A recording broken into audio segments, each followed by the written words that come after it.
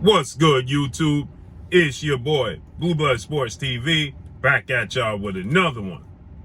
So, an interesting interview and article came out regarding undefeated two-division world champion, currently the reigning WBC World Boxing Council middleweight world champion, superstar boxer, Jermall Lions Only Charlo. 32 wins, no loss and no draw, 22 wins by way of knockout, 32 years of age, 6'1" with a 74 inch arm reach. With that said, Jermall Charlo, he was scheduled to face off against MACIEJ SULECKI Juneteenth weekend, June 18th, but he suffered a back injury that saw him have to pull out of the fight. Okay, and so according to these reports and this recent article, Jermall Charlo was asked, what's next? Is he going to pursue MACIEJ SULECKI next, or is he going to look to move on? What's going to be next for Jermall Charlo? In which the name of, obviously, two-time WBC super middleweight world champion, Mexican Ecuadorian superstar boxer David Benavidez came up. Okay, the name of David Benavidez, who's undefeated super middleweight. Okay, David Benavidez clearly is buzzing right now because David Benavidez, he recently, had a dominating performance against David Lemieux. Okay, so with that said, David Benavidez, and Jermall Charlo, they have a little bit of history right now. Okay, so with that said, David Benavidez is 26 wins, no loss and no draw, 23 big wins by way of knockout. He's 25 years of age, 6'1" with a 75 inch arm reach. Okay, so David Benavidez, he recently defeated and stopped David Lemieux in impressive fashion in their fight, in the third round of their fight. And David Benavidez, Jermall Charlo has history, to say the least. We know a video went viral of David Benavidez shoving Jermall Charlo after Jermall Charlo was shouting and going back and forth with Jose Benavidez Sr., David Benavidez's father.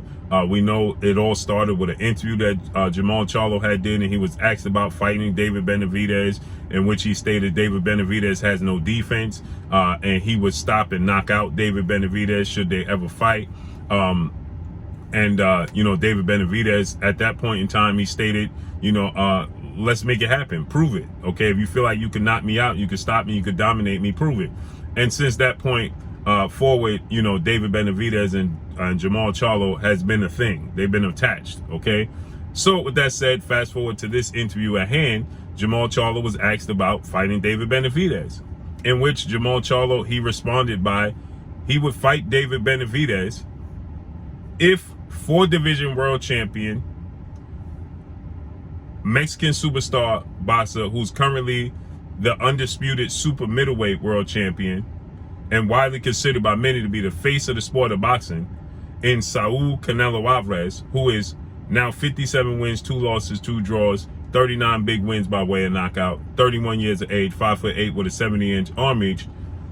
If Canelo Alvarez wants Jermall Charlo to fight David Benavidez to assure that he would get a fight with Canelo Alvarez, and the powers that be wants Jermall Charlo to fight David Benavidez so that he can fight Canelo Alvarez, then he would take the fight with David Benavidez and use David Benavidez as a stepping stone to Canelo Alvarez. So essentially what he's saying is, for him to fight David Benavidez, he needs to be enticed with Canelo Alvarez on the back end. Canelo Alvarez is coming off of a loss to undefeated WBA light heavyweight world champion, Russian superstar boxer Dmitry Bivol, okay, who is now 20 wins, no loss, no draw, 11 wins by way of knockout, 31 years of age, 6 feet tall with a 72 inch arm reach. Dominating performance by Dmitry Bivol. That took place May 7th, Cinco de Mayo weekend. And now Canelo Alvarez is already scheduled to face his biggest rival and two-time unified middleweight world champion, superstar boxer Gennady Triple G Golovkin. Okay, that's going to take place September 17th. Okay, so Canelo Alvarez and Gennady Golovkin are fighting in a massive trilogy September 17th. Okay, Gennady Golovkin is 42 wins, 1 loss, 1 draw, 37 wins by way of knockout, 40 years of age, 5'10" and a half with a 70 inch arm reach out of Kazakhstan. Okay, So that's taking place September 17th. So why is Jermall Charlo fixated on fighting Canelo Alvarez when you can carve out your own niche and your own legacy without attaching yourself and your name and your brand to Canelo Alvarez? It's almost starting to come off as if Jermall Charlo is just simply looking to make a dollar, that he's not looking to build his legacy. Jermall Charlo in his career, and this is no slight to him, this is just telling the truth, has fought 2 world champions by the time they were world champions when he fought them in his entire career. Okay? 2 world champions. The 3rd world champion that he fought was Julian J. Rod Williams, who didn't become a world champion until 3 years after Jermall Charlo beat him. Okay? So he fought and beat in September of 2015 Cornelius K9 Bundridge, right? He beat K9 Bundridge. That's for the world title. Then he fought and beat in May of 2016 Austin Trout. That's the 2nd world champion he's ever faced and beat. Okay. Then after Austin Trout in December of 2016 that year, he fought and beat Julian J. Rod Williams. Okay. And since then, he hasn't fought any world champions. Those are the 3 world champions he's beaten in his entire career. But he beat Julian J. Rod Williams in December of 2016, okay? So Julian J. Rod Williams, he didn't become a champion until he beat Jarrett Swift Hurd in May of 2019, 3 years later. So Austin Trout is who he beat, and K9 Bundridge, by the time he fought them, they had been world champions in their career. Since the J. Rod Williams fight, he's fought Sebastian Hyland, he fought Hugo Centeno, Matt Karboff, Brandon Adams, Dennis Hogan, Sergey Derevyanchenko. I love that fight. That is a credible fight. That's a huge fight. And I think Sergey Derevyanchenko should have been the 4th champion he fought, because I thought Sergey Derevyanchenko actually beat Gennady Triple G Golovkin, but just didn't get the nod, okay? But yet and still, he never officially became a champion. Sergey Derevyanchenko, then he fought Juan Marcel Montiel, and he was getting ready to fight MACIEJ SULECKI. But you're hinging your wagon in your career to Canelo Alvarez. David Benavidez is a 2-time super middleweight world champion, undefeated champion. But everybody will say, what does David Benavidez bring to the table? He's not a world champion. But what does Sebastian Hyland bring to the table? What does Matt Karboff bring to the table?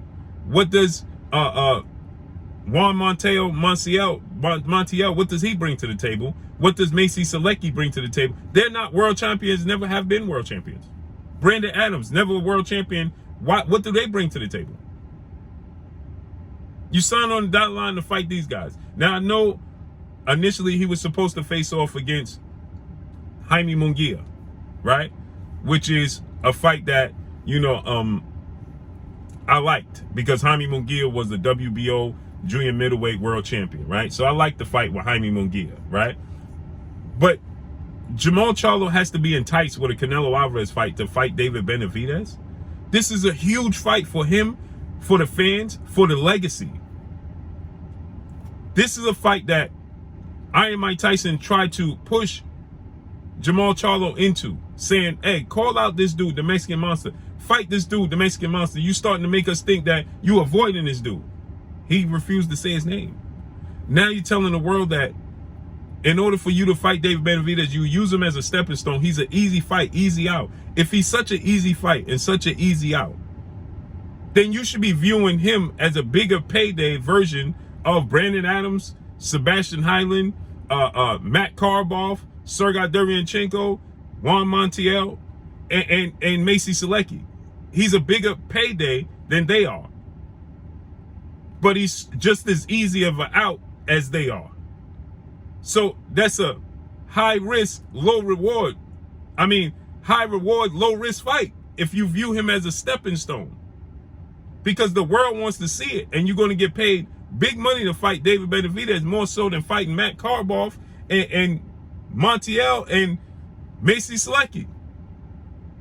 So that's a big fight with a big payday, but it's an easy fight as far as the competition goes, as far as you go, as the fight inside the ring. So you should very well make this fight easy, not wait around for a Canelo Alvarez fight and say that you need Canelo Alvarez to be guaranteed on the back end of a David Benavidez fight for you to sign to fight David Benavidez. That's disappointing. And like I said, in his career, Jermall Charlo has faced a total of 3 world champions in his career. And now to fight David Benavidez in the biggest fight of this would be the biggest fight of his career, no doubt. To fight the biggest fight of your career right now, right? David Benavidez is a bigger fight than Jaime Munguia. So to fight the biggest fight of your career, you have to be enticed on the back end with a Canelo Alvarez fight. Now he injured his back. We don't know when he's going to come back, how he's going to come back, you know. So hopefully he's healthy. But it just gets disappointing to the fans. But that's all I got for y'all. Make sure you hit the like button.